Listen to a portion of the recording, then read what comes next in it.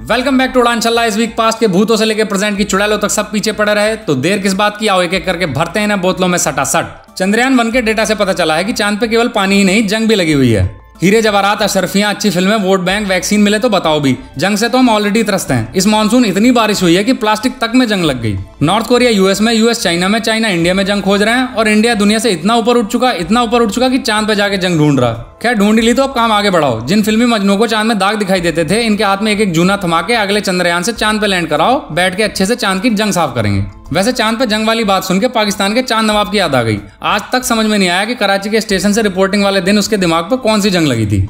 Central government का proposal है कि ऐड के डिस्क्लेमर का फॉन्ट साइज भी मेन हेडलाइन के बराबर होना चाहिए और स्पीच की स्पीड भी मेन ऐड के बराबर होनी चाहिए। इसे ऐसे समझो कि डिस्कवरी चैनल पे जब नर हाथी मादा पे सवार होता है तो उसका फॉन्ट हेडलाइन के साइज का होता है, और जैसे ही उतरता है फॉन्ट वापस डिस्क्लेमर साइज का हो जाता है। खैर अगर इस रूल को म्यूचुअल फंड वालों से फॉलो कराने लगे तो 3 घंटे डिस्क्लेमर चलेगा और 15 सेकंड ऐड। और गलती से अगर पटरी के किनारे लिखे गुप्त रोग विशेषज्ञों के ऐड पे डिस्क्लेमर लिखवाने लगे तो ऐड रहेगा दिल्ली में और डिस्क्लेमर चलेगा गाजियाबाद तक। अब डर यह है कि एग्जाम में ऐसा कोई रूल ना लग जाए, क्योंकि जो क्वेश्चन हमें आते हैं वो तो हम हेडलाइन साइज में लिखते हैं और जो नहीं आते उन्हें डिस्क्लेमर साइज में। माइक्रोस्कोप से देखने के बाद भी जब मास्टर के पढ़ने में कुछ नहीं आता तो थकार के कुछ ना कुछ नंबर दे ही देता है। लड़के ने पबजी के लिए अपने दादा के पेंशन अकाउंट से 2 लाख रुपए उड़ाए। ये कैसा दादा जिसके अकाउंट में 2 लाख पड़े हैं। एक हमारा बुड्ढा, इसने अय्याशी के चक्कर में जाने कहां से उधार ले रखा। डेली सुबह एक नया बंदा घर के बाहर आके गाली बकने लगता है, कुछ बोलो तो 4 जूते और मारता है। वो तो बढ़िया हुआ पबजी बैन हो गया, वरना इस लड़के ने बुड्ढे को OLX पे डाल रखा था। एकदम फ्रेश बुड्ढा, मिंट कंडीशन में, रसीद खो गई है, रेट फोन पे तय कर लेंगे।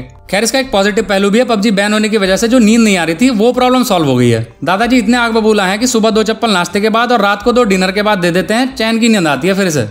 उड़ीसा हाईकोर्ट ने ऑनलाइन सुनवाई के दौरान वकीलों द्वारा की जा रही हरकतों पर गुस्सा जाहिर किया है। गुस्सा ऐसी बातों पर जाहिर किया जिनका कोई सर ना पैर। आओ खुद ही देख लो। एक वकील चलती कार में से बहस कर रहे थे। इसमें गुस्सा होने वाली क्या बात है? बहस तो तुमसे ही कर रहे थे, कार से थोड़ी। एक दूसरे वकील पार्क से बैठ के बहस कर रहे थे तो उन पे गर्म हो गए। अरे बजरंग दल वाला ठेका आपने कब से ले लिया? उनसे भी पार्क में बैठे लोग बर्दाश्त नहीं होते। एक वकील घर में बैठ के बहस कर रहे थे जिनमें उनकी पत्नी भी दिखाई दे रही थी तो इस पे भड़क गए। अरे क्या बात है, दूसरे की पत्नी देख के भी डर जाते हो क्या?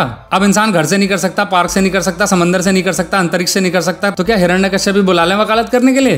पुलिस ने रोहतक का एक लड़का पकड़ा जो नंगा होकर लड़कियों को वीडियो कॉल करता था, फिर स्क्रीनशॉट बना के उन्हें ब्लैकमेल करता था। इससे पहले कि लड़कियां कॉल कट करती हैं, हवस की दुनिया का ब्रूस ली इतने स्क्रीनशॉट उतार लेता है जिनसे किंगफिशर का साल भर का कैलेंडर तैयार हो जाए। गलती से इसने एक लेडी वकील को कॉल मिला दिया जिसने इसे पुलिस से धरवा दिया। अच्छा हुआ वकील को ही फोन मिलाया, अगर कपिल को फोन मिला देता तो फोन में हाथ देके लाइव खतना ही कर देता इसका। और देखो शैतान के चेले को लोकेशन छुपाने के लिए युगांडा सोमालिया के नंबर यूज करता था। साइज का तो सोच लिया होता एक बार, सामान देखते ही बता दिया पुलिस ने कि पक्का इंडियन है। खैर लौंडे की कमाई तो खत्म हो गई, लेकिन सावधान इंडिया की चांदी कट गई। जिसे इसके स्क्रीनशॉट देखना हो अगले एपिसोड में देख लेना। महाराष्ट्र के होम मिनिस्टर ने कंगना से कहा है कि जिन्हें मुंबई सेफ नहीं लगती उन्हें यहाँ नहीं रहना चाहिए। लगे हाथ ये भी बता देते कि जिन्हें कंगना की वजह से मुंबई सेफ नहीं लगता उन्हें क्या करना चाहिए। कंगना के खिलाफ ड्रग यूज की जांच के भी आदेश दिए गए हैं। कहाँ जांच वांच के चक्कर में पड़े हो, अर्नब के यहाँ RTI लगाओ। ड्रग्स का छोड़ो, कौन कौन किस कोने में जाके कौन से ब्रांड की बीड़ी फूंकता है सब जानकारी है उन्हें। इधर BMC ने मौका पाते ही कंगना का ऑफिस गिरा दिया। असल में ऑफिस BMC ने खुद नहीं गिराया, बस एक फोन मिलाया यूपी पुलिस को कि विकास दुबे का एक बंगला मिला है इधर मुंबई में। फिर क्या था, फोन कटने से पहले उधर काम हो गया। कंगना कहती हैं कि मुंबई उनके लिए POK बन गया है और उनका जोश देख के पाकिस्तान सकपकाया हुआ है कि इसे POK ही ना भेज दें या उल्टा POK को ही मुंबई बना देगी। खैर कंगना की सेफ्टी को देखते हुए सेंटर ने Y+ सिक्योरिटी दे दी है। असल में कंगना की नहीं, इनके एंटीओ की सलामती के लिए दी गई है। कोई भरोसा नहीं, राह चलते किसके बाल नोचना शुरू कर दें।